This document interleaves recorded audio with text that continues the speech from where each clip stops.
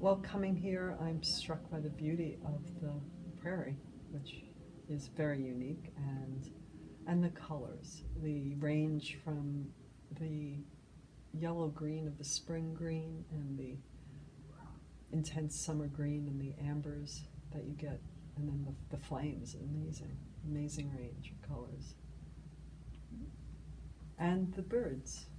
And you particularly, I guess the state bird is the goldfinch, and they're beautiful, the male and female birds, the subtle variation between those two, and the form that they have when they're flying is just beautiful.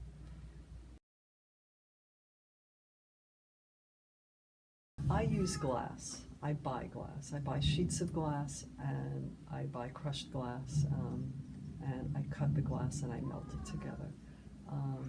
Sometimes I stain the glass with various minerals, but usually I buy the glass already colored. In order to make glass, you go much higher temperatures than I go. So I'm buying sheets of glass and crushed glass, and I cut it and I melt it together at about 15 to 1700 degrees Fahrenheit. And then when the piece it makes a nice flat piece. And I take the flat piece and I drill holes in it, and then I make a mold for each piece. Every piece is separately molded, and then I bend the pieces at about 1200 degrees Fahrenheit. And then one of the most time-consuming parts is packaging it. Every piece is wrapped up very carefully. None of the pieces broke in transportation. Right. And you wrap the pieces, you crate them, and then you wrap the crate, and you crate the crate.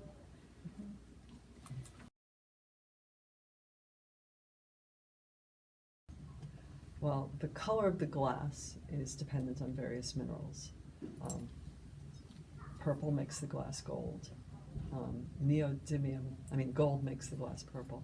Neodymium gives this amazing lavender that shifts to blue or pink depending on the light. And so the color of the glass is dependent on minerals in the glass. But the coating on the glass is a mineral oxide that is applied in a vacuum chamber, and basically you're growing these prismatic crystals on the surface of the glass. And some of the glass that I used for this project, some of it is reflecting green, and some of it is reflecting yellow, and some of it is reflecting gold, and some of it is reflecting orange. And the coating is the same material. It's just the thicker the coating. The thinner coating is creating the green reflections, and slightly thicker would be the yellow reflections, and slightly thicker would be the orange reflections. And because the surface is not flat, because I bent it, it's not giving you a mirror reflection. It's giving what's called a caustic reflection, which means that the light gets concentrated in some places and spread out in other places. You get that wonderful pattern, which I discovered that about 8 years ago, and it's been extremely exciting to work with it.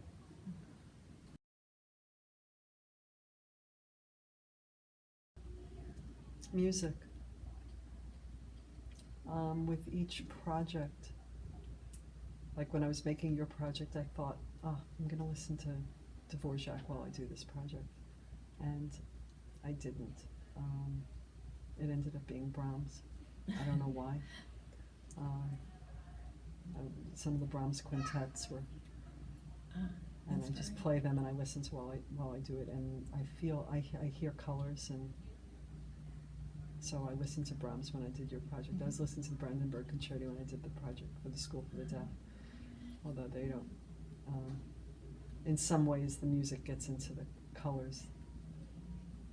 It's very hard to explain.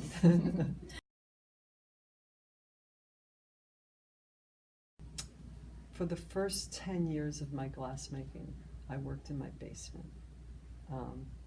I live in the gardener's house for what was the Sargent estate in New England many years ago. The family of John Singer Sargent, not the artist himself, but we live in the gardener's house, which was built in the late 1700s, servants' quarters, and I have a stone basement with very little daylight, and I built my studio there.